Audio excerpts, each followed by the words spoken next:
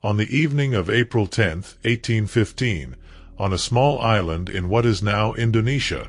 a mountain that had been quiet for centuries tore itself apart. The mountain was called Tambora, and it stood on the island of Sumbawa, one of thousands of islands scattered across the Indonesian archipelago. For generations, the people who lived in its shadow had farmed its fertile slopes, grown rice in its valleys, and built a small kingdom around its base, without any specific reason to believe that the mountain above them was anything other than permanent. Tambora had last erupted, by the best estimates of modern volcanology, more than 1,000 years before. There was no living memory, no oral tradition, no specific warning sign legible to the people who lived there that prepared them for what was coming. The eruption that began that evening was, by every measure that volcanologists use to compare such events, the most powerful eruption in recorded human history.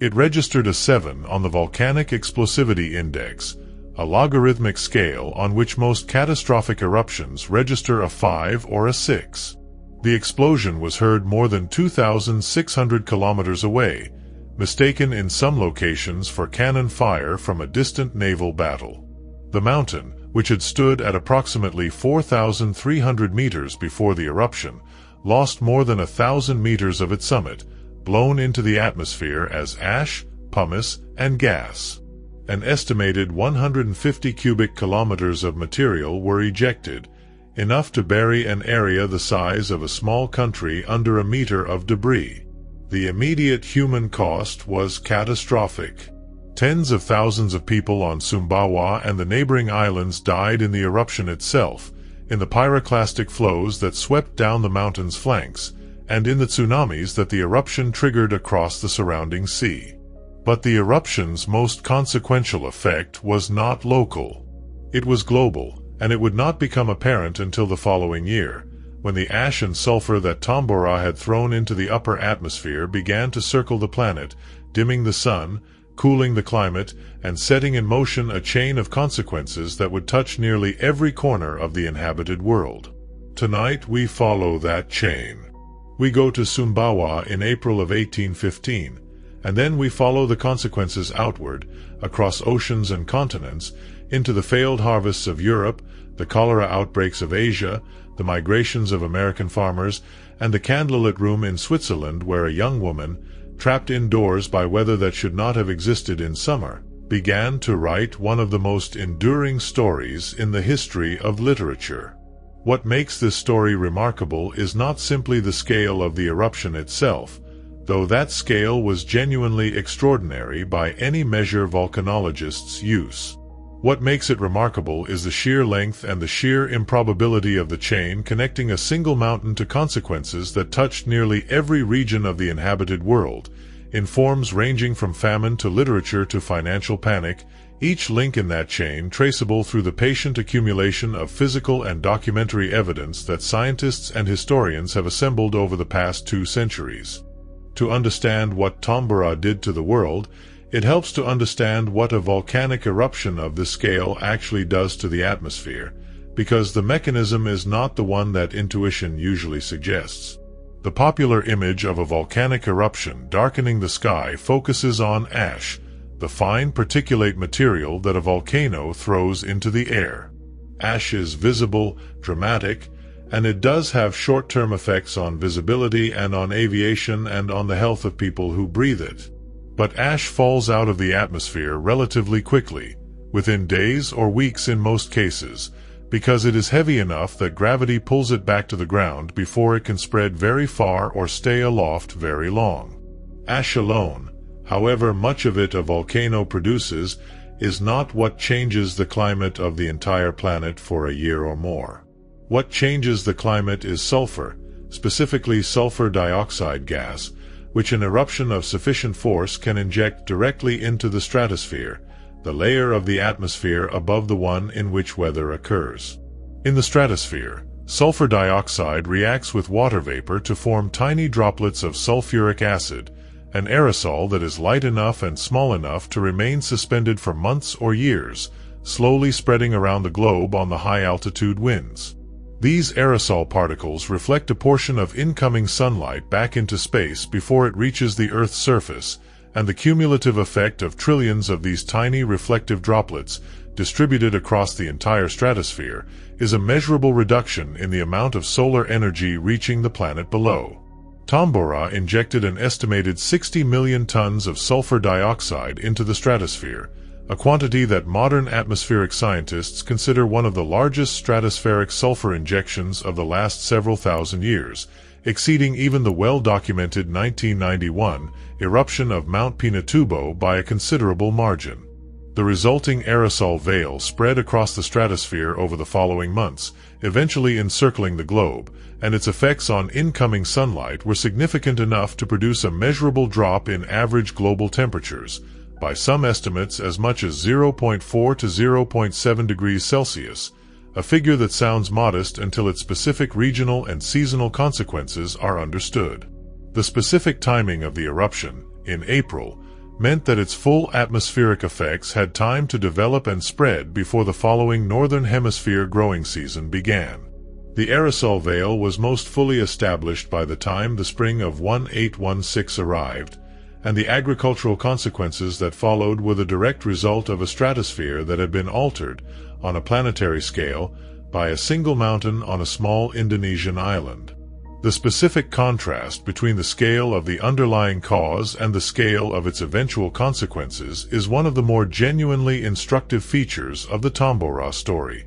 A geological event, confined in its immediate physical destructiveness to a relatively small area of Indonesia, produced an atmospheric alteration capable of measurably affecting weather patterns, agricultural yields, and disease ecology across multiple continents simultaneously. This disproportion between local cause and global effect is one of the defining characteristics of what scientists now call a volcanic winter, and Tambora remains the most thoroughly documented historical example of the phenomenon. Meant that its full atmospheric effects had time to develop and spread before the following Northern Hemisphere growing season began. The island of Sumbawa, where Tambora stands, sits within the Indonesian archipelago in a specific position along the Sunda Arc, the chain of volcanic islands produced by the subduction of the Indo-Australian tectonic plate beneath the Eurasian plate. This subduction zone is one of the most volcanically active regions on Earth, and the islands of Indonesia host more active volcanoes than any other country in the world. The specific geological process that makes this region so volcanically productive, the descent of one tectonic plate beneath another and the resulting melting of rock at depth, produces magma that rises through the overlying crust and erupts at the surface with a frequency and, periodically, an intensity that has shaped the human history of the region for as long as people have lived there. Tambora itself was, before its catastrophic eruption, what volcanologists call a stratovolcano, a steep-sided cone built up over many thousands of years by successive eruptions of viscous, gas-rich magma. This type of magma, when it does erupt explosively, tends to produce the most violent and most consequential eruptions, because the high gas content and the high viscosity together create the conditions for an explosive release of pressure rather than the comparatively gentle effusion of lava that characterizes less viscous volcanic systems. The specific magma chemistry beneath Tambora, accumulated and pressurized over centuries in a magma chamber deep beneath the mountain, was the underlying cause of the 1815 eruption's extraordinary violence. The kingdom of Tambora, and the neighboring kingdoms of Peket and Sanggar, had developed their own distinct cultures and their own distinct language on the slopes and in the valleys surrounding the volcano in the centuries before the eruption.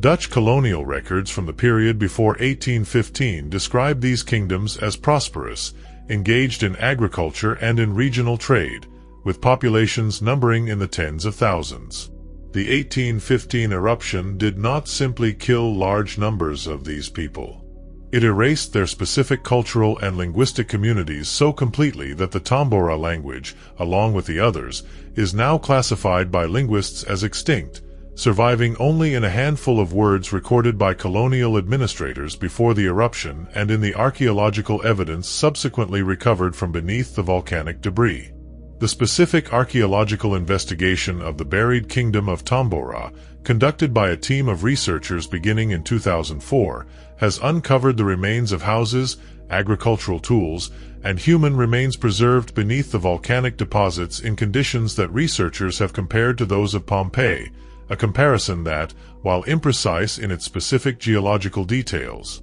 captures something genuine about the way a sudden catastrophic event preserved a moment of human life that would otherwise have been lost entirely to the ordinary processes of historical change and decay. The specific researchers who have led this excavation work, drawing on volcanological expertise to understand the precise sequence and temperature of the pyroclastic deposits that buried the settlement, have been able to determine that the destruction occurred rapidly enough to preserve organic material, including the wooden structural elements of houses, in a carbonized state that retains considerable detail about original construction techniques. This specific combination of geological and archaeological expertise has made the Tambora excavation site one of the more methodologically significant volcanic archaeology projects undertaken anywhere in the world in recent decades. Conducted by a team of researchers beginning in 2004, has uncovered the remains of houses, agricultural tools, and human remains preserved beneath the volcanic deposits in conditions that researchers have compared to those of Pompeii, a comparison that, while imprecise in its specific geological details, captures something genuine about the way a sudden catastrophic event preserved a moment of human life that would otherwise have been lost entirely to the ordinary processes of historical change and decay. The eyewitness accounts of the 1815 eruption, preserved primarily in the records of British colonial administrators who governed parts of Indonesia at the time, give a vivid if fragmentary picture of the event as it was experienced by the people who survived it. Thomas Stamford Raffles, the British Lieutenant Governor of Java at the time of the eruption, collected accounts from various observers and later published them in his History of Java. These accounts describe a sequence of events beginning with smaller eruptions on April 5, audible as far away as Jakarta, more than 1,200 kilometers from Tambora, and initially mistaken for distant cannon fire, possibly from a naval engagement. The main eruption on the evening of April 10th was described by observers on neighboring islands as producing 3 columns of fire that rose into the sky before merging into a single immense column, followed by a rain of stones that fell on the surrounding region for several hours. The specific accounts collected by Raffles describe darkness so complete that it was impossible to see a hand held in front of one's face, even at significant distances from the volcano, for periods extending into the following day. Ships in the surrounding waters reported decks covered in ash and pumice, and the floating rafts of volcanic debris in the sea were reported to have impeded navigation for weeks after the eruption. The specific quantity of pumice that floated on the surface of the surrounding ocean was, according to some accounts, thick enough in places to be mistaken for solid ground. The human toll, as recorded in the colonial administrative sources, was catastrophic in ways that the surviving records can only partially convey. The immediate death toll from the eruption itself, from the pyroclastic flows, and from the tsunamis triggered by the eruption's collapse of the volcano's flank into the sea, is estimated at approximately 10,000 people. But the much larger death toll came in the months that followed, as the survivors of the immediate eruption faced the destruction of their agricultural land under meters of ash, the poisoning of water sources, and the resulting famine and disease that swept through the surviving population of Sumbawa and the neighboring islands. Modern historical demographers, working from the available colonial records, estimate that the total death toll from the eruption and its immediate aftermath on Sumbawa and nearby islands reached as high as 90,000 people, the vast majority of them victims not of the eruption itself but of the famine and disease that followed in its wake. The specific scale of this regional catastrophe, devastating as it was, remained for more than a century largely unknown outside of the specialized colonial administrative records in which it had been documented. The eruption's far more famous global consequences, unfolding an ocean and a continent away in the following year, would for generations be discussed and analyzed without most of the people doing the discussing and analyzing having any clear sense of where, specifically, the underlying cause had originated. The year 1816 became known, in the regions most severely affected, as the year without a summer, and the specific weather anomalies that earned it this name were documented in enough detail, by enough independent observers across Europe and North America, that the historical record of that year's climate is unusually rich for an event predating systematic meteorological instrumentation.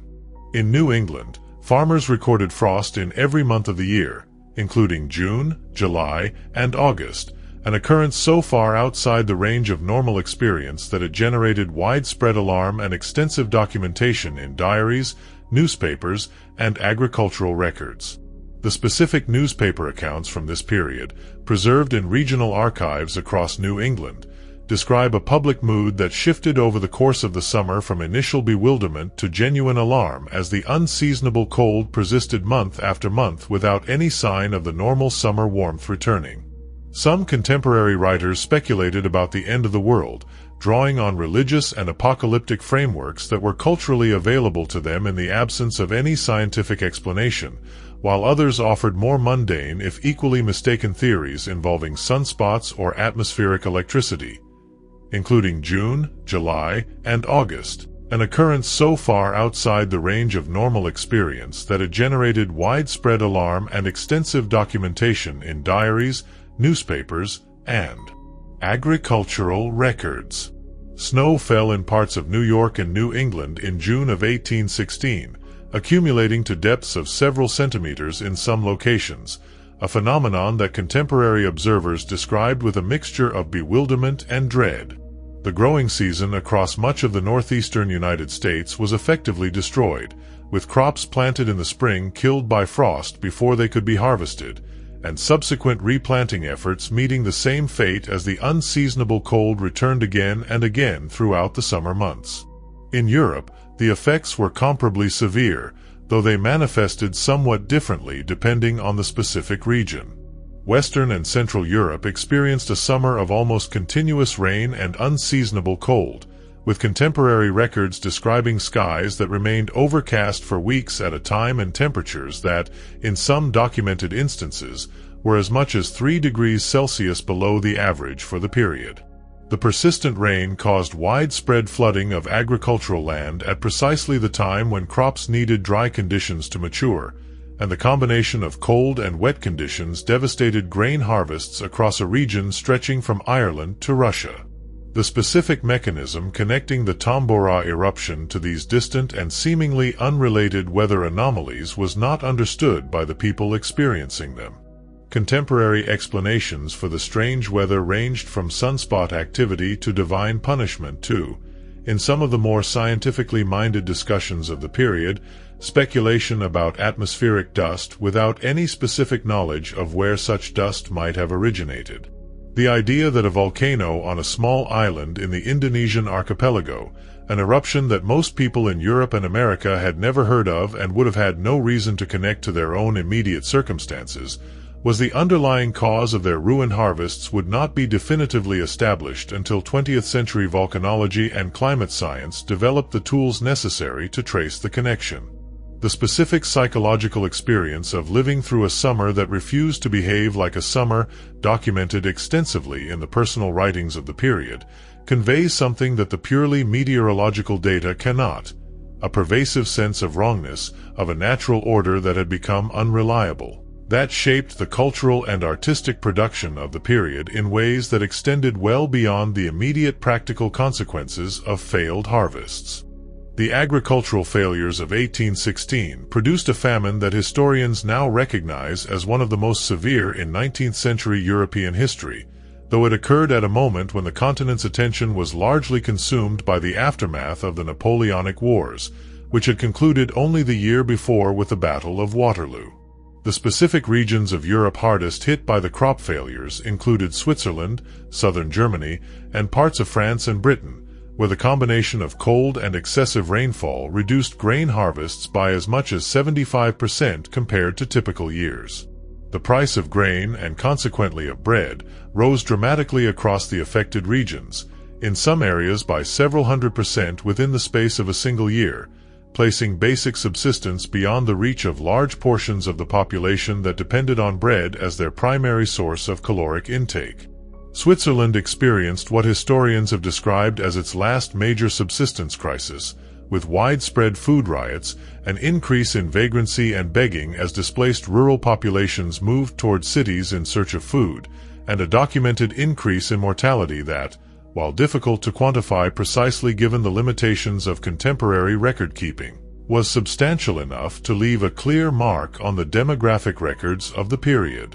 The specific severity of the Swiss crisis has been the subject of detailed historical demographic research, drawing on parish records, municipal grain price ledgers, and the correspondence of local officials who were tasked with managing the crisis at the community level.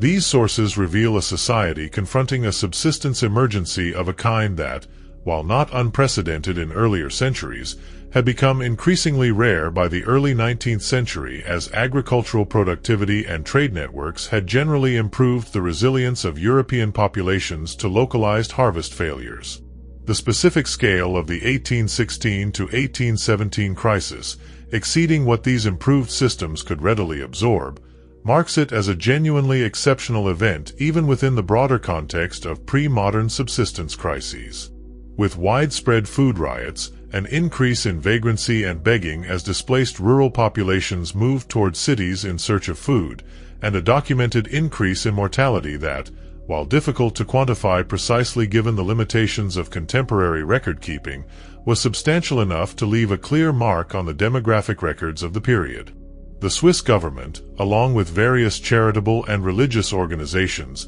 organized emergency food distribution efforts, but the scale of the crisis exceeded the capacity of these efforts to fully address. In Ireland, the crop failures of 1816 compounded existing economic distress in the aftermath of the Napoleonic Wars, contributing to widespread hunger and to a wave of emigration that, while smaller in scale than the much larger Irish emigration that would follow the potato famine 3 decades later, established patterns of transatlantic movement that would intensify in subsequent decades. The specific connection between the 1816 crisis and Ireland's broader pattern of agricultural vulnerability is one that historians of Irish economic history have examined as part of the longer story of the country's repeated exposure to subsistence crises in the 19th century. The specific social and political consequences of the 1816 famine extended beyond the immediate suffering it caused. The price of food, and the visible failure of governments to adequately address the crisis, contributed to social unrest across several European countries, feeding into broader patterns of political instability that characterized the post-Napoleonic period. Historians have specifically connected the economic disruption of 1816 and 1817 to patterns of emigration from Europe to North America that accelerated in the years immediately following, as displaced agricultural populations sought opportunities in regions less severely affected by the climate disruption, though North America, as the New England frost records make clear, was hardly immune to Tambora's effects. The specific outbreak of cholera that emerged in the Bengal region of India in 1817, and which would go on to become the first of several global cholera pandemics over the course of the 19th century, has been connected by some historians and epidemiologists to the climatic disruptions that Tambora set in motion, though the specific causal mechanism remains a subject of ongoing scholarly investigation rather than settled consensus. Cholera had existed in the Bengal region for centuries as an endemic disease, generally confined to specific regions and producing localized outbreaks rather than the widespread pandemic that emerged in 1817. The specific conditions that transformed cholera from a regionally contained disease into a pandemic capable of spreading across continents are not fully understood, but the disruption of monsoon patterns that followed the Tambora eruption, and the resulting changes in temperature, rainfall, and the ecology of the specific bacteria responsible for cholera, have been proposed by researchers as contributing factors to the disease's altered behavior in this period. The specific monsoon disruption that affected South Asia in the years following the Tambora eruption is well documented in contemporary records and has been confirmed by subsequent paleoclimatic research using tree ring data and other proxy indicators. The specific mechanism by which a volcanic eruption in the southern hemisphere tropics could disrupt monsoon patterns that govern rainfall across the Indian subcontinent involves complex interactions between stratospheric aerosol cooling and the broader patterns of atmospheric pressure and ocean temperature that drive monsoon circulation. Climate scientists studying this connection have noted that volcanic eruptions occurring in the tropics can produce particularly significant effects on monsoon systems precisely because the cooling they induce alters the temperature differential between land and ocean that drives the seasonal reversal of wind patterns responsible for monsoon rainfall, a differential that monsoon systems depend upon with considerable sensitivity. In the years following the Tambora eruption is well documented in contemporary records and has been confirmed by subsequent paleoclimatic research using tree ring data and other proxy indicators. The monsoon, on which the agricultural cycle of South Asia depends for the bulk of its annual rainfall, was significantly weakened in 1816, producing drought conditions in some regions and, in a complex pattern that climate scientists are still working to fully understand, contributing to unusual flooding in others. These disrupted weather patterns, combined with the resulting agricultural stress and population displacement, are hypothesized to have created the specific ecological and social conditions that allowed cholera to spread beyond its previously endemic range. From its origins in Bengal, the 1817 cholera pandemic spread along trade and military routes across South and Southeast Asia, reaching as far as China, Japan, and the Middle East over the following years, before eventually receding without reaching Europe or the Americas in this particular wave. Subsequent cholera pandemics in the following decades, building on the patterns established by this first global outbreak, would eventually reach Europe and North America, killing hundreds of thousands of people across multiple continents and fundamentally reshaping public health policy and urban sanitation infrastructure in the cities most severely affected. The specific scholarly debate about the precise causal connection between Tambora and the 1817 cholera pandemic remains active, with some researchers emphasizing the climatic disruption as a primary trigger and others pointing to the complexity of cholera's epidemiology and the difficulty of establishing a clean causal chain across such a wide geographic and temporal span. What is not disputed is that the same year that produced failed harvests in Europe and snow in New England also coincided with one of the most consequential disease events of the 19th century, in a part of the world where the climatic disruption from Tambora, while less dramatically documented than in the West, was nonetheless real and significant. In the North American context, the agricultural failures of 1816 had specific demographic and economic consequences that historians have traced through subsequent decades of American westward expansion. New England farmers, facing the destruction of their crops by repeated summer frosts and the resulting threat of starvation, made decisions in 1816 and 1817 that would alter the demographic trajectory of the region for generations. Thousands of families, unable to sustain themselves on land that had failed to produce viable harvests, sold their farms, often at significant financial loss, and migrated westward in search of more reliable agricultural conditions. The specific destination of much of this migration was the region around the Great Lakes and the Ohio River Valley, areas that were at the time still largely undeveloped by European American settlement, but that offered the prospect of fertile land away from the specific climatic conditions that had devastated New England agriculture. This migration, sometimes referred to by contemporary observers and subsequent historians as Ohio fever, contributed to a substantial and sustained population shift that accelerated the broader pattern of American westward expansion already underway in this period. The specific records of land sales and population registers from this period document a measurable surge in westward migration coinciding precisely with the years immediately following the 1816 crop failures, providing historians with quantifiable evidence to support what the qualitative accounts in personal letters and contemporary newspapers had already suggested. Some New England towns recorded population declines of 10% or more in the years following 1816, a demographic shift substantial enough that several town histories written later in the 19th century specifically identified the year without a summer as a defining turning point in their community's development. And subsequent historians as Ohio fever contributed to a substantial and sustained population shift that accelerated the broader pattern of American westward expansion already underway in this period.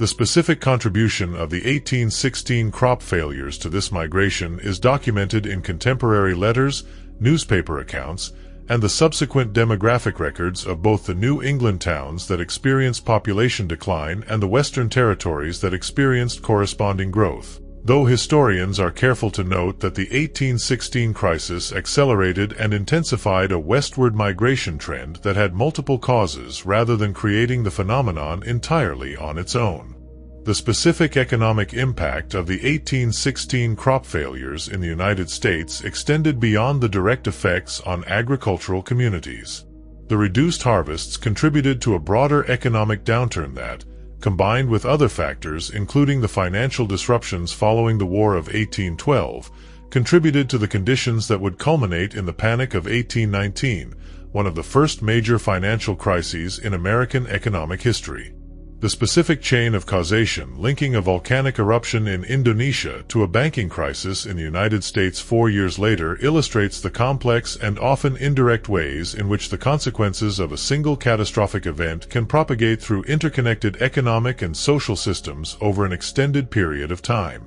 The specific experience of living through 1816 in New England, documented extensively in the personal diaries and correspondence of the period, conveys a sense of genuine bewilderment and anxiety about a natural world that seemed to have abandoned its normal patterns. Farmers who had spent their entire lives working land according to predictable seasonal rhythms found those rhythms catastrophically disrupted, with no understanding of why, and the specific psychological toll of this disruption, while less quantifiable than the economic and demographic consequences, was a real dimension of the crisis that the surviving documentary record allows historians to glimpse. The summer of 1816 also produced unusual atmospheric and visual phenomena across Europe that, while less immediately consequential than the agricultural failures, contributed significantly to the period's cultural and artistic atmosphere. The persistent veil of volcanic aerosols in the stratosphere produced striking optical effects, including unusually vivid and prolonged sunsets, in which the scattering of light through the aerosol particles created intense red and orange coloration in the sky that contemporary observers across Europe and America described in their diaries, letters, and published accounts. These atmospheric effects, similar to those documented following other major volcanic eruptions in subsequent centuries, including the 1883 eruption of Krakatoa, gave the skies of 1816 a visual quality that many observers found beautiful even as they recognized, in a general if not specifically informed way, that something was unusual about the natural world around them. The English painter J.M.W. Turner, whose work in this period and in subsequent years shows a documented increase in the dramatic use of color in sky and atmospheric effects, has been the subject of scholarly speculation regarding the possible influence of the unusual atmospheric conditions of 1816 and the years following on his developing artistic style, though the specific connection between Turner's documented presence in regions affected by the volcanic aerosol veil and the stylistic evolution visible in his subsequent paintings remains a matter of art historical interpretation rather than settled fact. Researchers studying the relationship between volcanic eruptions and the historical record of sky coloration in paintings have developed methods for analyzing the specific color palettes used by landscape painters across different historical periods, comparing the frequency and intensity of red and orange hues in sunset depictions against the known historical record of major volcanic eruptions. This research has found suggestive correlations between periods of documented volcanic activity and shifts toward warmer, more saturated sky colors in the work of multiple painters working in the affected regions, lending some quantitative support to the broader hypothesis that volcanic aerosols left a detectable trace not only in the historical climate record but in the visual art produced during the affected periods. Whose work in this period and in subsequent years shows a documented increase in the dramatic use of color in sky and atmospheric effects, has been the subject of scholarly speculation regarding the possible influence of the unusual atmospheric conditions of 1816 and the years following on his developing artistic style, though the specific connection between Turner's documented presence in regions affected by the volcanic aerosol veil and the stylistic evolution visible in his subsequent paintings remains a matter of art historical interpretation rather than settled fact. The persistent cloud cover and the generally dim, gray quality of daylight throughout the summer of 1816 in the regions most affected by the Tambora aerosols created conditions that contemporary accounts describe as oppressive and disorienting. The specific quality of light during this period, filtered through a stratosphere altered by volcanic aerosols and combined with the unusually persistent low cloud cover associated with the disrupted weather patterns, produced days that observers across the affected regions described as perpetually overcast, with a quality of light that several writers of the period specifically remarked upon as unusual and unsettling. It was in this specific atmospheric and psychological context, a summer of confinement caused by weather that refused to permit normal outdoor activity, that a group of English writers and intellectuals found themselves gathered at a villa on the shores of Lake Geneva in Switzerland. And it was in this context that one of the more consequential creative acts of the early 19th century would take shape. The villa was called Villa Diodati, located on the shores of Lake Geneva near the Swiss town of Cologne, and in the summer of 1816 it was rented by the poet Lord Byron, who had arrived in Switzerland in the aftermath of a scandalous divorce and the collapse of his social standing in England. Byron's circle in Switzerland that summer included Percy Bysshe Shelley, the poet, who had arrived with his lover Mary Godwin, not yet his wife, and Mary's stepsister Claire Claremont, who had previously had a romantic relationship with Byron and who would give birth to his daughter the following year. Also present for portions of the summer was John William Polidori, Byron's personal physician, a young man with his own literary ambitions who would play a significant role in the events that the unusual weather of that summer would precipitate. The specific weather conditions at Lake Geneva that summer were, as throughout the rest of Europe, severely disrupted. Contemporary accounts, including those written by members of the Byron-Shelley circle themselves, describe a summer of almost continuous rain, violent thunderstorms, and unseasonably cold temperatures that made the outdoor activities, the boating excursions and the long walks through the Swiss countryside, that the group had presumably anticipated when they planned their stay largely impossible. Mary Shelley's own later account describes the summer as wet and ungenial, and her journal from the period documents days of confinement indoors as the persistent storms made outdoor activity untenable. It was during one of these enforced periods of indoor confinement, as the group sat by the fire reading aloud from a collection of German ghost stories that had been translated into French, that Byron proposed a challenge, that each member of the group should write their own ghost story, to be shared with the others once completed. The specific origin of this challenge, emerging directly from the boredom and the confinement that the unusual summer weather had imposed on a group of people who had originally planned a very different sort of holiday, connects the literary history that followed directly to the atmospheric consequences of an eruption that had occurred more than a year earlier, on the other side of the world, in a place that none of the people gathered in that room had ever heard of.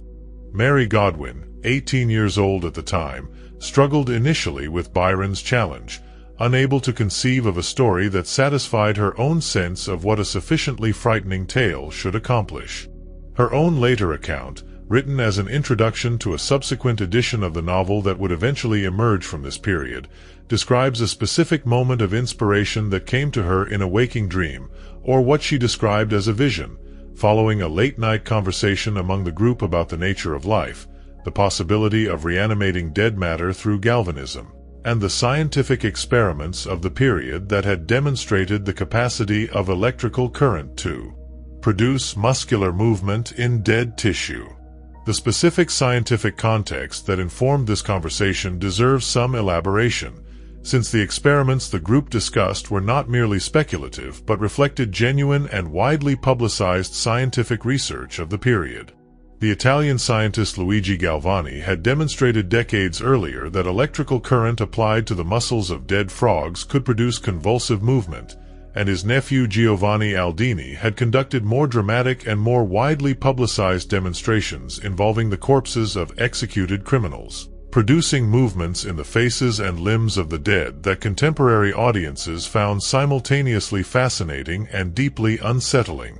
This specific body of scientific work, discussed among educated circles across Europe in the years before 1816, provided Mary Shelley with the scientific framework that allowed her vision of a reanimated creature to feel, to her contemporary readers, disturbingly plausible rather than purely fantastical. To a subsequent edition of the novel that would eventually emerge from this period, describes a specific moment of inspiration that came to her in a waking dream, or what she described as a vision, following a late-night conversation among the group about the nature of life, the possibility of reanimating dead matter through galvanism, and the scientific experiments of the period that had demonstrated the capacity of electrical current to produce muscular movement in dead tissue. In this vision, she described seeing a scientist who had created life, recoiling in horror from his own creation. This vision became the seed of the novel that Mary Godwin, who would marry Percy Shelley later that year and become known to literary history as Mary Shelley, developed over the following months and years into Frankenstein, or the modern Prometheus, published anonymously in 1818. The novel tells the story of Victor Frankenstein, a scientist who assembles and animates a creature from the components of dead bodies, and who then abandons and rejects his creation, setting in motion a chain of tragic consequences that unfolds across the remainder of the narrative. The specific connection between the unusual and oppressive weather of the summer of 1816, which kept the Byron Shelley circle confined indoors and led directly to the storytelling challenge that produced Mary Shelley's vision, and the eruption of Tambora more than a year earlier and an ocean away, was not understood by anyone involved at the time, and would not be definitively established until 20th-century scientific research connected the dots between Indonesian volcanism and European climate disruption. Mary Shelley herself, writing decades later about the circumstances of the novel's composition, attributed the bad weather to the general unpleasantness of a Swiss summer without any specific awareness that she was describing one of the most anomalous and consequential climate years in recorded history.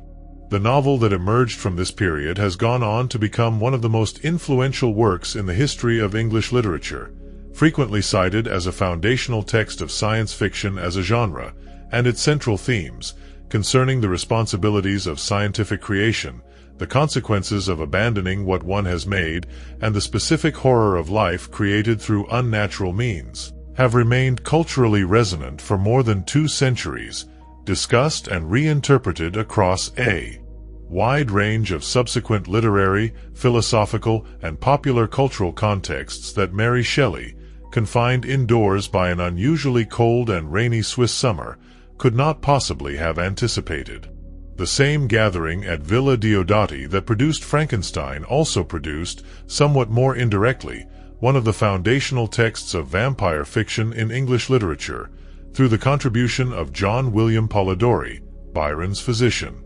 Byron himself, in response to his own storytelling challenge, began a fragment of a vampire story that he never completed to his own satisfaction and largely abandoned. Polidori, however, took elements of Byron's fragment, including its central premise of an aristocratic vampire figure modeled in certain respects on Byron's own public persona, and developed it into a complete short story titled The Vampire, which was published in 1819, initially and mistakenly attributed to Byron himself, a misattribution that significantly boosted the story's initial commercial success and public attention. The Vampire is widely credited by literary historians as the first work of vampire fiction to present the vampire as a sophisticated, aristocratic, and seductive figure, moving the vampire myth away from its folkloric origins as a grotesque and bestial revenant and toward the more recognizably modern conception of the vampire as a charismatic and dangerous predator operating within polite society. The specific folkloric traditions that preceded Polidori's story, drawn primarily from Eastern European peasant beliefs about revenants and the undead, generally depicted vampires as bloated, disheveled, and recently deceased figures, closer to a reanimated corpse than to any kind of sophisticated social actor. The specific transformation that Polidori's story accomplished, relocating the vampire from the rural graveyard into the drawing rooms and social gatherings of the European aristocracy, established a template that would prove enormously influential, shaping not only the subsequent development of vampire fiction in the 19th century, but the broader visual and narrative conventions that continue to define vampire characters across contemporary film, television, and popular literature. As the first work of vampire fiction to present the vampire as a sophisticated, aristocratic, and seductive figure, moving the vampire myth away from its folkloric origins as a grotesque and bestial revenant and toward the more recognizably modern conception of the vampire as a charismatic and dangerous predator operating within polite society. This specific characterization established narrative and characterization patterns that would influence subsequent vampire fiction throughout the 19th century, culminating in Bram Stoker's Dracula in 1897, and extending into the vast body of vampire fiction, film, and popular culture that has continued to be produced into the 21st century. The specific circumstances under which the vampire originated, as a direct consequence of the same enforced indoor confinement produced by the same anomalous weather that had also produced Frankenstein, mean that two of the most influential and enduring monster archetypes in the history of Western popular culture, the reanimated creature assembled from dead matter and the seductive aristocratic vampire, both trace their origin to the same specific group of people, confined to the same specific villa, during the same specific summer, made unusual by the same specific volcanic eruption on the other side of the world. The specific literary and cultural legacy of the summer of 1816, considered purely in terms of its contribution to the history of Gothic and horror fiction, represents one of the more striking examples in cultural history of a natural disaster's indirect causal connection to a body of creative work whose influence would extend far beyond anything the people involved in its creation could have anticipated, embedding itself in the popular imagination in ways that persist, largely disconnected from any awareness of their volcanic origins to the present day. The connection between the Tambora eruption and the global climate disruption of 1816 was not established with scientific confidence until well over a century after the events themselves, and the specific process by which this connection was eventually demonstrated illustrates the gradual development of climate science as a discipline capable of reconstructing past atmospheric events from physical evidence. Early speculation about a connection between volcanic eruptions and climate cooling dates back to the work of Benjamin Franklin, who in 1784 proposed, based on his observations of unusually cold weather following the 1783 eruption of the Icelandic volcano Loki, that volcanic dust in the atmosphere might be capable of reducing the amount of sunlight reaching the Earth's surface. Franklin's specific observations, recorded during his time serving as the American ambassador to France, describe a persistent dry fog that hung over much of Europe throughout the summer of 1783, dimming sunlight and producing unusually cold conditions that, as later historical climate research would confirm, were indeed connected to the massive Loki eruption occurring simultaneously in Iceland. Franklin's specific hypothesis, published in a paper presented to a scientific society in Manchester, represents one of the earliest documented instances of a scientist correctly connecting a volcanic eruption to subsequent climate disruption, even though the specific atmospheric mechanism he proposed remained considerably less precise than the stratospheric aerosol model that 20th-century atmospheric science would eventually establish. Dates back to the work of Benjamin Franklin, who in 1784 proposed, based on his observations of unusually cold weather following the 1783 eruption of the Icelandic volcano Loki, that volcanic dust in the atmosphere might be capable of reducing the amount of sunlight reaching the Earth's surface. Franklin's hypothesis, though prescient, lacked at the time any specific mechanism for understanding how volcanic material might remain in the atmosphere long enough to produce sustained climate effects, and the scientific tools necessary to test the hypothesis rigorously did not yet exist. The development of ice core analysis in the 20th century provided one of the crucial methods that eventually allowed scientists to reconstruct the specific history of major volcanic eruptions and their atmospheric consequences. Ice cores extracted from glaciers in Greenland and Antarctica preserve annual layers of accumulated snow and ice, within which volcanic sulfate deposits,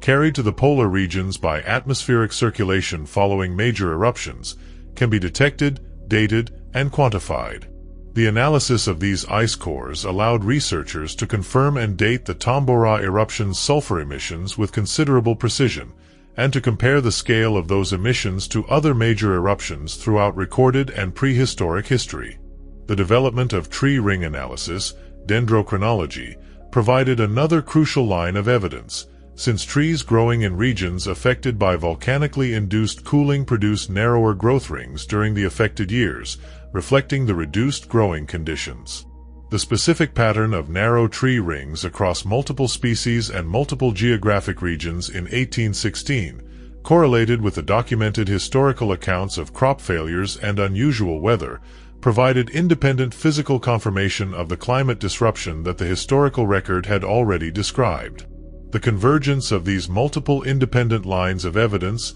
ice core sulfate records, tree ring growth patterns, and the extensive documentary record of contemporary weather observations and agricultural failures, allowed 20th and 21st century researchers to reconstruct the Tambora event and its global consequences with a level of confidence and specificity that the people who lived through 1816 could never have achieved, even as they experienced its effects directly and recorded them in often vivid and detailed personal and official accounts. The specific question of how a volcanic eruption thousands of kilometers from Europe and North America could produce such dramatic and geographically widespread climate effects requires understanding the specific atmospheric circulation patterns that distribute material injected into the stratosphere. Once sulfur dioxide and the resulting sulfate aerosols reach the stratosphere, they are no longer subject to the same weather patterns, the storms and frontal systems and precipitation events that govern the lower atmosphere and that would otherwise quickly remove particulate matter from the air. The stratosphere has its own distinct circulation patterns, generally much slower and more stable than those of the lower atmosphere, but still capable of distributing material injected at one location around the entire globe over a period of weeks to months, following primarily east-west wind patterns initially, with subsequent slower mixing toward the poles in both hemispheres. The specific latitude at which a volcanic eruption occurs significantly affects how widely and how evenly its atmospheric effects will be distributed. Tambora, located at a tropical latitude of approximately 8 degrees south, was well positioned to inject its sulfate aerosols into stratospheric circulation patterns that would carry them toward both the northern and southern hemispheres relatively efficiently, contributing to the eruption's genuinely global climate impact rather than producing effects confined to a single hemisphere or a more limited geographic region, as has been the case with some other significant historical eruptions occurring at higher latitudes. The specific duration of the climate effects from a major stratospheric sulfur injection is governed by the rate at which the aerosol particles eventually settle out of the stratosphere, a process that typically occurs over a period of 1 to 3 years, depending on the specific altitude reached by the eruption column and the specific particle size distribution of the resulting aerosols. Tambora's effects on global climate were most pronounced in 1816, the year immediately following the eruption, but continued in attenuated form into 1817 and, in some regions and by some measures, into 1818 as well, before the stratosphere gradually cleared and global temperatures returned to something closer to their pre-eruption baseline. The specific combination of factors that made Tambora's climate impact so severe, including the enormous quantity of sulfur injected, the favorable tropical latitude for global distribution, and the specific timing relative to the northern hemisphere growing season, together explain why this particular eruption, among the many volcanic events that occur around the world in any given century, produced consequences detectable and documented across such a remarkably wide geographic range, from the rice-growing regions of Indonesia itself to the wheat fields of Central Europe to the frost-killed cornfields of New England. The specific scientific reconstruction of the Tambora eruption scale and mechanism has also informed broader research into the general phenomenon of volcanic eruptions as drivers of short-term climate change, a field of study with significant implications for understanding both historical climate variability and the potential risks posed by future eruptions of comparable or greater magnitude. Researchers studying the geological record of past volcanic activity have identified several eruptions throughout Earth's history that appear to have been considerably larger than Tambora, including the eruption of the Indonesian volcano Toba approximately 74,000 years ago, an event so massive that some researchers have proposed it may have produced climate effects severe enough to have significantly impacted global human populations during the period of early human migration out of Africa, though this specific hypothesis, sometimes called the Toba catastrophe theory, remains a subject of ongoing scientific debate regarding the precise scale and duration of its demographic impact. The specific scientific interest in Tambora as a case study derives in part from the relatively detailed historical documentation available for an event of this scale, providing researchers with a uniquely well-documented example of how a major stratospheric sulfur injection translates into specific, measurable consequences for agriculture, disease patterns, and human migration across multiple continents simultaneously. This combination of geological and atmospheric data with extensive contemporary historical documentation makes Tambora one of the most thoroughly studied volcanic climate events in the scientific literature, serving as something of a reference case against which researchers calibrate models intended to predict the consequences of potential future eruptions of comparable scale. Contemporary volcanological research has identified several active volcanic systems around the world capable of producing eruptions on a scale comparable to or exceeding Tambora, and the specific question of how modern global agricultural systems,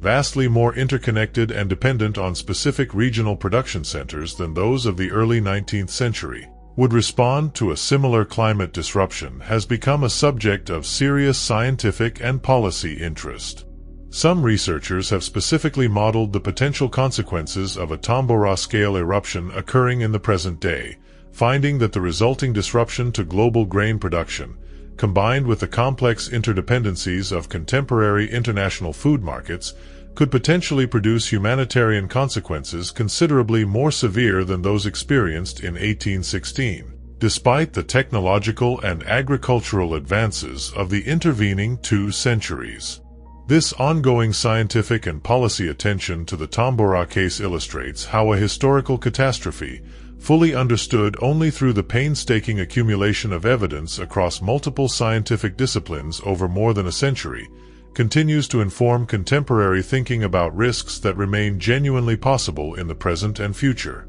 connecting the specific historical experience of 1816 to ongoing efforts to understand and prepare for comparable natural disasters that have not yet occurred but that the geological record makes clear are not merely hypothetical. The specific experience of the people of Sumbawa in the immediate aftermath of the eruption, largely absent from the European and American historical record that has dominated popular understanding of the year without a summer, deserves particular attention as the part of this story closest to the actual source of the catastrophe. The kingdoms of Tambora, Peket, and Sanggar, which had occupied the slopes and surrounding lowlands of the volcano before the eruption, were effectively destroyed as functioning political and social entities. The specific scale of mortality, estimated as previously noted at approximately 90,000 people across Sumbawa and the neighboring islands when famine and disease following the eruption are included alongside the immediate eruption deaths, represented a substantial percentage of the total regional population, and the survivors faced years of agricultural disruption as the volcanic ash, while eventually contributing to soil fertility in the longer term, initially rendered large areas of farmland unusable. The Dutch colonial administration in the region, already stretched thin by the broader administrative challenges of governing a vast and geographically dispersed colonial territory, provided limited direct relief to the affected populations, and much of what is known about the immediate humanitarian situation in the aftermath of the eruption comes from the relatively sparse colonial administrative correspondence rather than from any sustained or systematic documentation effort focused on understanding or addressing the survivors' circumstances. The The specific cultural and linguistic loss represented by the eruption's destruction of the Tambora language and its associated cultural traditions is a dimension of the catastrophe that has received increasing scholarly attention in recent decades, as researchers have worked to recover what can still be recovered, through archaeological investigation and through the analysis of the limited surviving linguistic documentation of a distinct human culture that was effectively erased within the span of a single catastrophic event. The specific archaeological excavations conducted since 2004 have uncovered material evidence, including ceramic vessels, bronze artifacts, and the remains of substantial wooden structures, suggesting a level of cultural and economic development considerably more sophisticated than colonial-era accounts had generally credited to the indigenous societies of the region. The relative historical obscurity of Sumbawa's specific human catastrophe, compared to the extensive documentation and continued popular and scholarly attention given to the eruption's distant climate consequences in Europe and North America, reflects broader patterns in how historical attention has often been distributed unevenly between the direct victims of a catastrophic event occurring in a colonized or peripheral region and the more geographically and culturally distant populations who experienced the event's secondary effects, but who left more extensive and more accessible written records of their experience. The specific relationship between the Tambora eruption and broader patterns of 19th-century European art and literature extends beyond the direct circumstances that produced Frankenstein and the vampire, touching on a wider cultural mood that historians of the period have sometimes connected to the broader climate and economic disruptions of the immediate post-Napoleonic years. The poet Lord Byron, present at Villa Diodati during the same summer that produced Mary Shelley's novel, wrote during this same period his poem, Darkness, composed in July 1816, which describes a vision of the sun being extinguished and the earth plunged into a final, apocalyptic darkness. While Byron's poem was likely influenced by a range of literary and personal sources beyond the specific weather conditions of that summer, the poem's vivid imagery of a darkened, dying world resonates strikingly with the actual atmospheric conditions, the persistent gray skies and unusual darkness that he and his companions were experiencing as they wrote. The broader artistic movement of Romanticism, already well established as a dominant cultural force in European literature and visual art by the early 19th century, has been examined by some cultural historians for the ways in which its characteristic themes, including an emphasis on the sublime and terrifying power of nature, a preoccupation with mortality and transience, and a fascination with extreme emotional and psychological states, may have found particular cultural resonance. During a period when the natural world itself seemed, to a population experiencing the genuine and inexplicable disruptions of 1816, to be exhibiting exactly this kind of unpredictable and overwhelming power. The specific weather conditions of 1816 also find their way into the visual art of the period in ways that art historians have documented, including in the work of several landscape painters working in Britain and continental Europe during these years, whose paintings from this period show documented patterns of unusual atmospheric coloration, particularly in depictions of sunset and twilight skies, that correspond to the kind of optical effects that volcanic aerosols are known to produce. The specific extent to which individual artists were consciously responding to or simply incidentally recording these atmospheric phenomena, as opposed to developing stylistic innovations driven primarily by other artistic and personal influences, remains a matter that art historians continue to investigate using the tools of their discipline alongside the physical and documentary evidence that climate scientists and historians have assembled regarding the eruption's atmospheric effects. The specific cultural legacy of the year without a summer, considered as a whole, illustrates a pattern that recurs throughout the history of major natural disasters. A catastrophic event, experienced directly by a relatively small number of people in close geographic proximity to its source, can nonetheless ripple outward through interconnected economic, social, and cultural systems to produce consequences, including significant and enduring works of art and literature, in places and among people entirely unaware of the disaster's specific origin. The specific question of why the Tambora eruption, despite its enormous scale and its well-documented global consequences, remained relatively obscure in general historical and scientific awareness for so long, only gaining wider public recognition in recent decades, reflects several specific historical circumstances worth examining. The specific publication, in 2013, of a widely read popular history of the eruption and its consequences, written by the British historian Gillen Darcy Wood, played a significant role in bringing the Tambora story to a broader public audience beyond the relatively specialized circles of volcanologists, climate historians, and literary scholars who had previously been the primary audiences for research touching on different aspects of the eruption's consequences. This work, synthesizing research from multiple academic disciplines into a single accessible narrative, contributed substantially to the growing public recognition of Tambora's significance that has developed particularly since the eruption's bicentennial in 2015. And its well-documented global consequences remained relatively obscure in general historical and scientific awareness for so long, only gaining wider public recognition in recent decades, reflects several specific historical circumstances worth examining.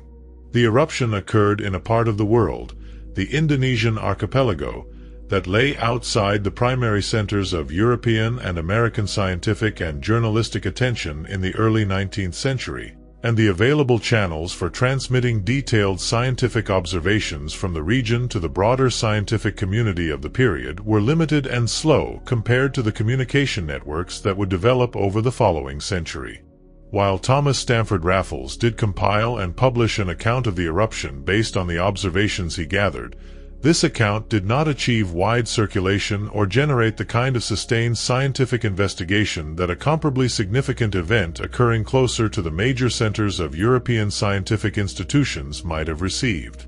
The specific scientific tools necessary to establish a confident causal connection between the Tambora eruption and the climate disruptions experienced in Europe and North America the following year simply did not exist in 1816 or for more than a century afterward.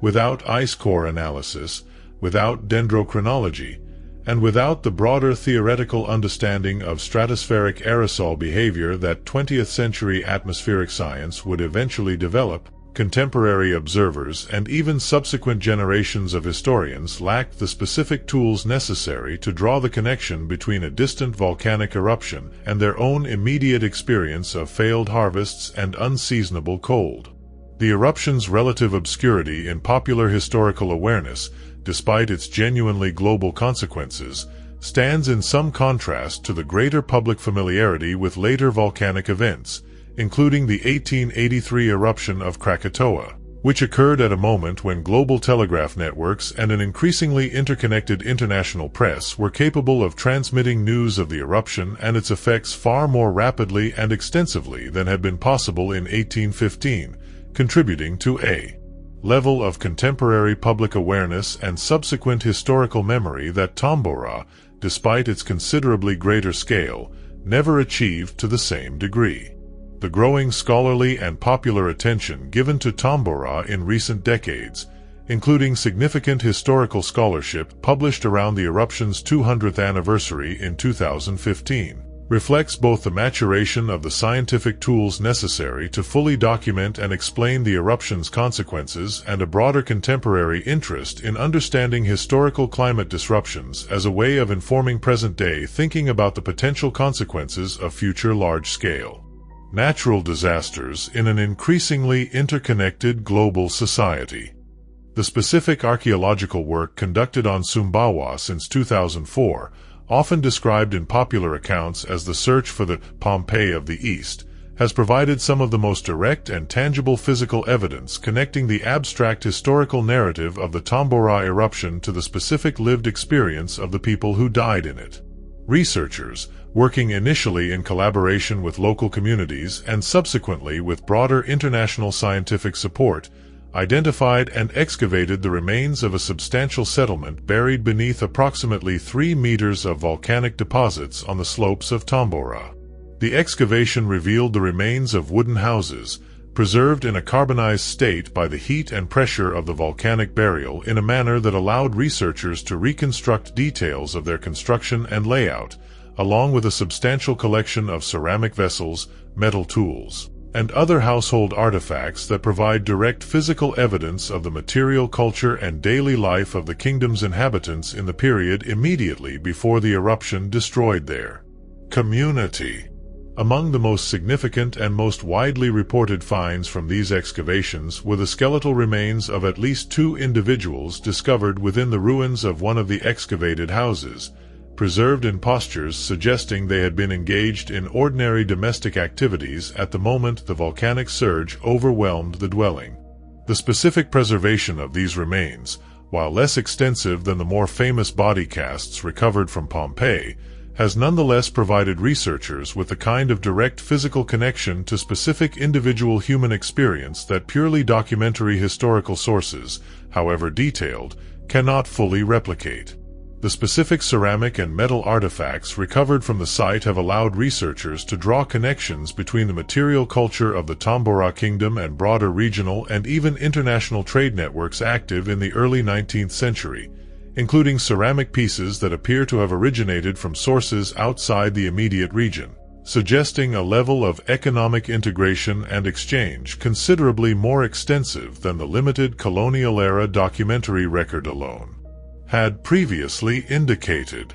This evidence has contributed to a broader scholarly reassessment of the level of social and economic sophistication that characterized the indigenous societies of Sumbawa before their destruction, complicating earlier colonial-era characterizations that had often portrayed the region's pre-eruption societies in considerably more simplistic terms. The ongoing nature of this archaeological work, with new excavations and analyses continuing to refine and expand the understanding of the buried Tambora kingdom, represents one of the more active areas of contemporary research connected to the broader history of the 1815 eruption, gradually recovering, artifact by artifact and excavated structure by excavated structure, evidence of a specific human community whose destruction set in motion consequences that would eventually touch nearly every corner of the inhabited world, even as the community itself was for generations afterward reduced, in the broader historical narrative,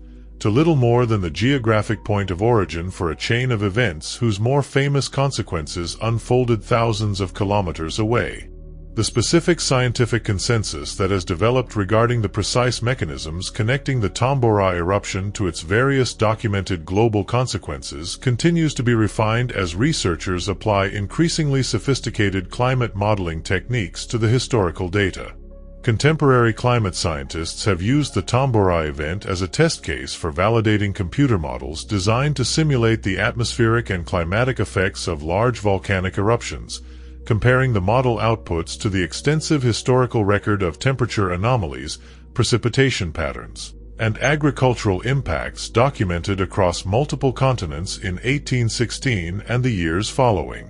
The specific value of Tambora as a model validation case derives from the unusual combination of a genuinely massive eruption, comparable in scale to events that occur perhaps once every few centuries, occurring during a period when documentary record-keeping, while not yet benefiting from systematic meteorological instrumentation, was nonetheless sufficiently developed across multiple literate societies to leave a rich qualitative record of the resulting climate disruption. This combination of scale and documentation makes Tambora uniquely useful for testing whether contemporary climate models can accurately reproduce historically observed consequences, a test that any model intended to predict the consequences of future eruptions must be able to pass with reasonable fidelity. As a test case for validating computer models designed to simulate the atmospheric and climatic effects of large volcanic eruptions, comparing the model outputs to the extensive historical record of temperature anomalies, precipitation patterns, and agricultural impacts documented across multiple continents in 1816 and the years following. These modeling efforts have generally confirmed the basic mechanism of stratospheric sulfate aerosol cooling as the primary driver of the observed climate disruption, while also revealing additional complexities in how this cooling interacted with existing patterns of atmospheric and oceanic circulation to produce the specific regional variations in temperature and precipitation documented in the historical record. Some recent research has specifically examined the role of pre-existing climate conditions, including the broader pattern of relatively cool global temperatures that characterize the period sometimes referred to as the Little Ice Age, a centuries-long era of generally below-average global temperatures that affected much of the northern hemisphere from approximately the 14th through the 19th centuries. Researchers have proposed that the Tambora eruption's climate effects, while severe in their own right, may have been amplified by occurring within this broader context of already cooler than average baseline temperatures, potentially explaining why the specific severity of 1816's agricultural failures exceeded what climate models focused purely on the volcanic forcing alone might predict. The specific question of how multiple major volcanic eruptions occurring in relatively close succession might interact to produce climate effects different from or more severe than a single eruption alone has also received scholarly attention in connection with the Tambora case, since Tambora's eruption followed a series of other significant volcanic events earlier in the same decade, including a still unidentified major eruption around 1808 to 1809 whose specific volcanic source remains a subject of ongoing geological investigation, despite clear evidence of its occurrence preserved in ice core sulfate records from this period. This ongoing scientific refinement of the understanding of Tambora's specific climate mechanisms illustrates the genuinely interdisciplinary nature of contemporary historical climate research, drawing on geology, atmospheric physics, computer modeling, and traditional historical documentary analysis in combination to gradually build an increasingly complete and increasingly precise picture of exactly how a single volcanic eruption managed to produce consequences detectable across such an extraordinarily wide range of human experience, from Indonesian villages to Swiss lakeside villas to New England farmhouses, in the span of little more than a single year. The broader historical significance of the Tambora eruption, considered as a case study in the relationship between natural disaster and human historical development, extends into ongoing scholarly and policy discussions about the resilience of contemporary global systems to comparable future events. Historians and risk analysts examining the Tambora case have noted the specific vulnerability that characterized early 19th century agricultural and economic systems, in which a substantial portion of the population in the affected regions depended directly on local or regional agricultural production for their basic subsistence, with limited capacity to import food from unaffected regions given the transportation and communication limitations of the period. This direct dependence meant that even a relatively modest reduction in average growing season temperatures, of the kind that Tambora's aerosol veil produced, could translate directly into severe and widespread famine conditions, since there existed limited capacity to buffer the affected populations against the agricultural shortfall through alternative food sources. Contemporary global food systems, by contrast, are characterized by a vastly more extensive and more rapid international trade network, theoretically providing greater capacity to redistribute food production from unaffected regions to compensate for shortfalls in any single area. However, some researchers studying the potential consequences of a Tambora-scale eruption occurring under present-day conditions have noted that this same interconnectedness, combined with the increasing concentration of global agricultural production in a relatively small number of highly productive regions, could potentially create new and different vulnerabilities. Since a climate disruption severe enough to simultaneously affect multiple major agricultural regions could produce supply shortages considerably more difficult to address through international trade than a more geographically limited disruption might be. The specific historical experience of governmental and charitable responses to the 1816 crisis, including the various emergency food distribution efforts organized in Switzerland and elsewhere, has also been examined by historians interested in the development of organized disaster relief and public health response mechanisms, as one of several historical episodes that contributed to the gradual development, over the course of the 19th century, of more systematic governmental and institutional approaches to responding to large-scale humanitarian crises, even as the specific responses available in 1816 remained limited by the administrative and logistical capacities of governments and organizations operating without many of the tools, including rapid long-distance transportation and communication, that would become available in subsequent decades. This ongoing scholarly engagement with Tambora as a historical case study illustrates how the detailed reconstruction of a specific past catastrophic event, achieved through the patient accumulation of geological, climatic, and documentary evidence over more than a century, can continue to inform contemporary thinking about genuinely consequential and ongoing questions regarding the resilience of human societies to natural disasters whose specific timing remains unpredictable but whose eventual occurrence the geological record makes clear is a matter of when rather than whether. The specific human stories embedded within the broader historical narrative of the Tambora eruption and its consequences, when examined individually, reveal the genuine diversity of human experience contained within what can otherwise become, in broader historical summary, an abstract account of climate mechanisms and demographic statistics. The survivors on Sumbawa who rebuilt their communities in the years following the eruption, working volcanic ash that would, in the longer term, contribute to soil fertility even as it initially devastated agricultural production, represent a story of resilience and adaptation that receives considerably less attention than the more dramatic immediate death toll, but that reflects the genuine, sustained human effort required to rebuild a community and an economy in the aftermath of catastrophic destruction. Mary Shelley, 18 years old and grieving the recent death of her own infant daughter at the time she conceived the central vision that would become Frankenstein, brought to her novel a specific personal experience of loss and of complicated feelings about creation, motherhood, and responsibility that intersected with the circumstances of that unusual summer in ways that her own subsequent writing about the novel's origins suggests she herself recognized as significant. The specific intersection of her personal grief with the broader atmospheric and social conditions of 1816 produced a novel whose enduring resonance reflects genuine human concerns that extend well beyond the specific circumstances of its composition. The New England farmers who watched their June-planted crops killed by frost, who replanted in July only to see those crops killed again, and who eventually made the difficult decision to abandon farms that had often been worked by their families for generations, in favor of an uncertain westward migration toward unfamiliar territory, represent a specific kind of courage and adaptability that, multiplied across thousands of individual families, reshaped the demographic and economic trajectory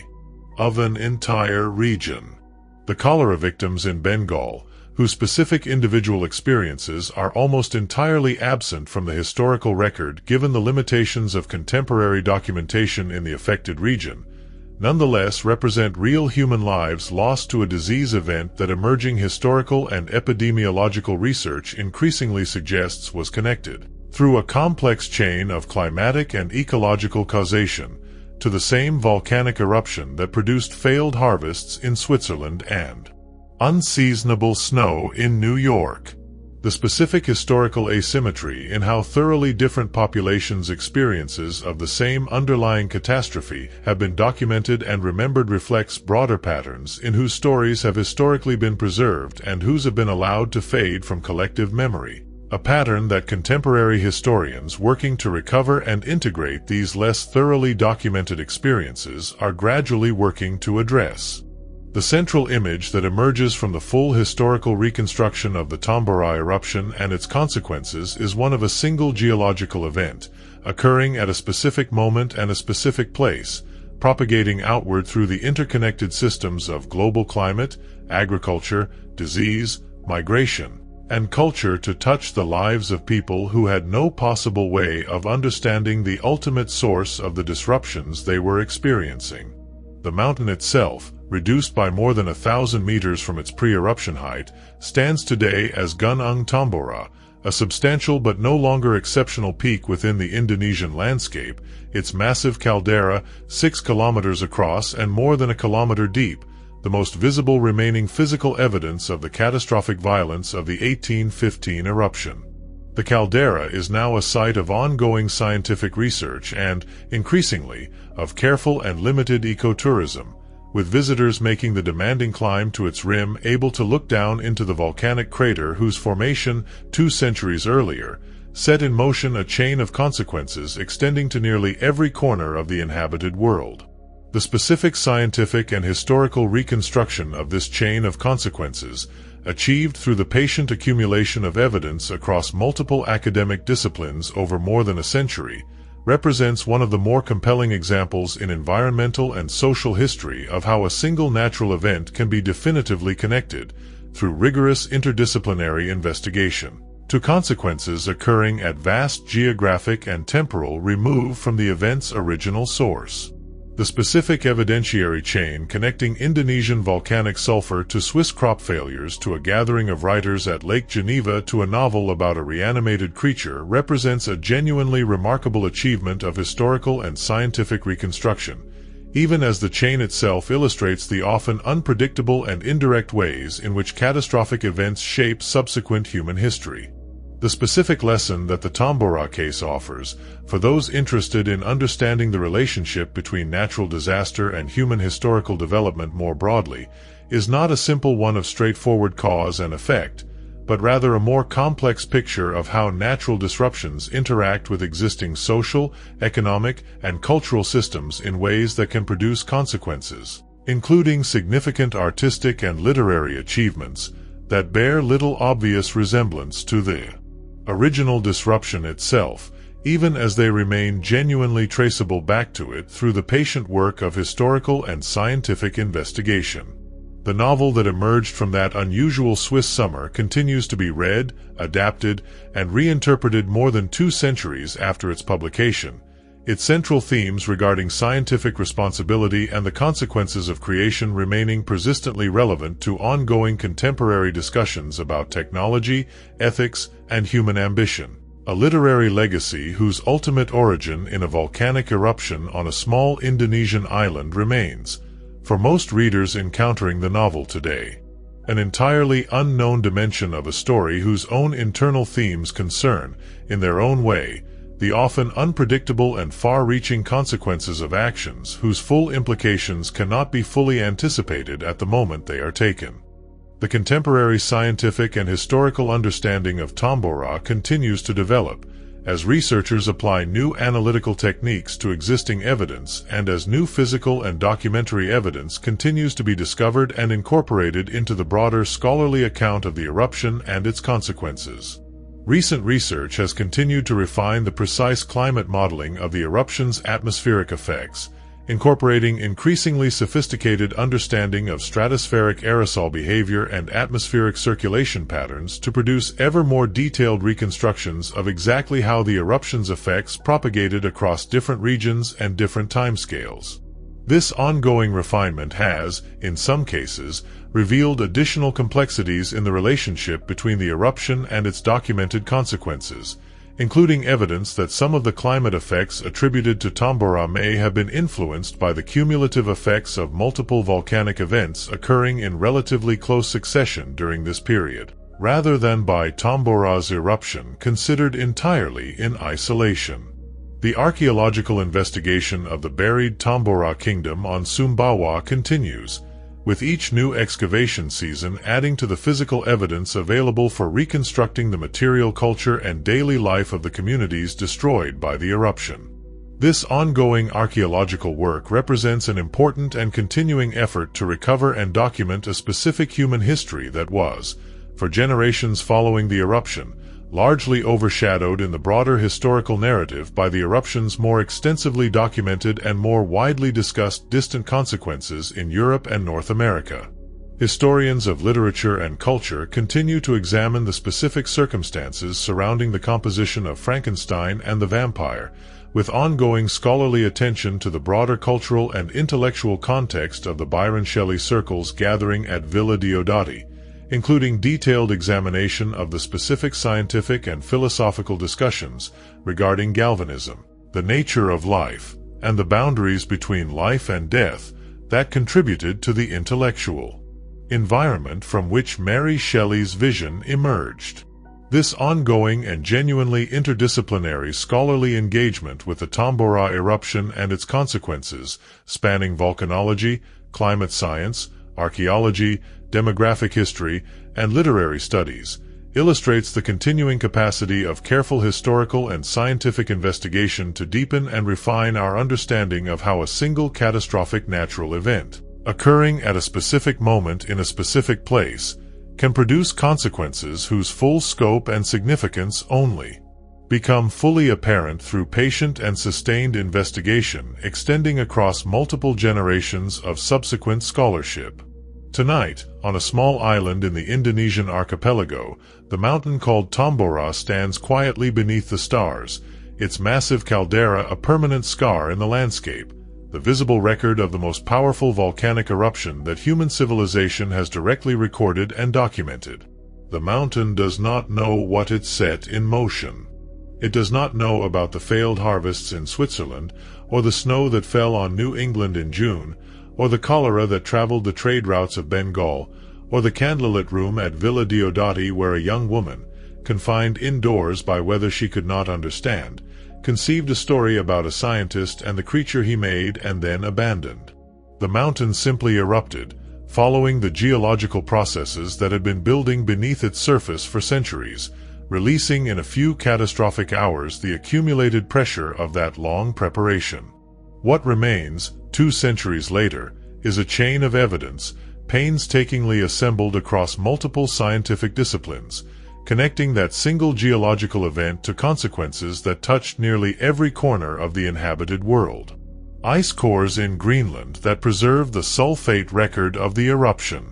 Tree rings across the northern hemisphere that show, in their narrowed annual growth, the cooling that followed. Diaries and letters and official colonial reports that recorded, in real time and without understanding why, the strange and frightening weather of that year. A novel, still read and still adapted and still discussed more than 2 centuries later, that emerged from a specific summer made unusual by a specific volcanic eruption that its author never knew about. The people of Sumbawa who died in 1815 and in the famine that followed, whose kingdom and whose language were erased so completely that only archaeological excavation can now recover fragments of what they built and how they lived, are connected by this same chain of consequence to the New England farmers who abandoned their frost-killed fields, to the cholera victims of Bengal, to the readers across 2 centuries who have found in Frankenstein's monster a story that speaks to something persistent in human experience regarding creation, responsibility, and the consequences that follow when we make something and then refuse to face what we have made. The mountain stands. The caldera remains. And the consequences, traced now with scientific confidence across continents and across centuries, continue to remind us that the natural world, however quiet and however permanent it may appear, remains capable of disruptions whose full reach we may not understand until long after they have already reshaped the world we live in. If this documentary kept you company through the night, there is more waiting for you. Choose the next film on screen, and let the story keep unfolding.